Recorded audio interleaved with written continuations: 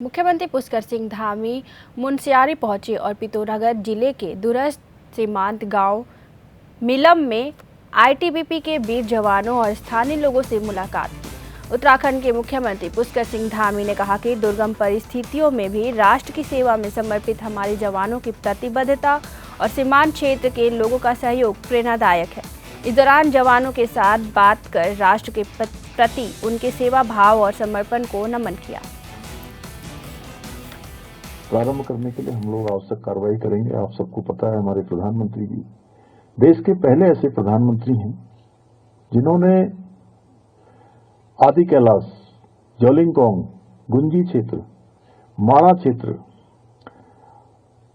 मुखवा, हरसिल सभी क्षेत्रों का उन्होंने भ्रमण किया है।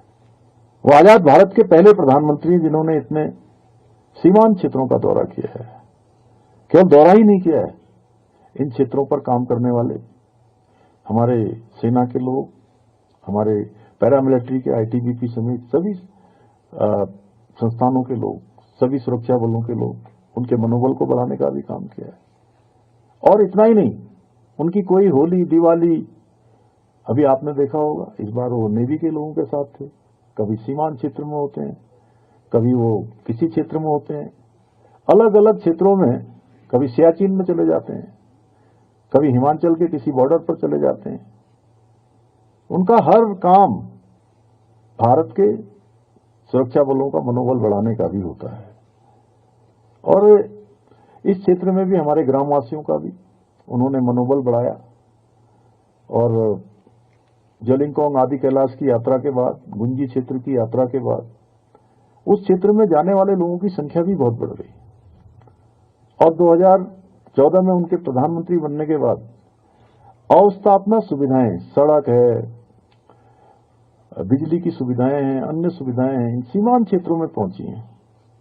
हम लोग और अन्य संभावनाओं पर भी विचार कर रहे हैं कि और अच्छी व्यवस्थाएं हों, अच्छी संभावनाएं हों, जहां हमारे सुरक्षा बलों को भी सुविधा हो और स्थानीय जो रहने वाले हमारे लोग हैं उनके जीवन में भी सुधार हो। इसीलिए वाइब्रेंट विलेज की योजना को लाया गया है। उसको और व्यवहारिक रूप से धरातल पर उतारने का काम हम सब कर रहे हैं।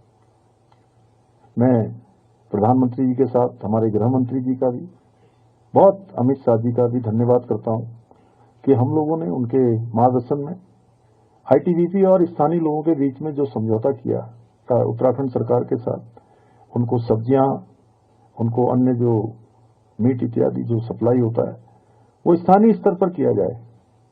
और अभी मुझे बताया गया कि 83 लाख रुपए का इसी क्षेत्र में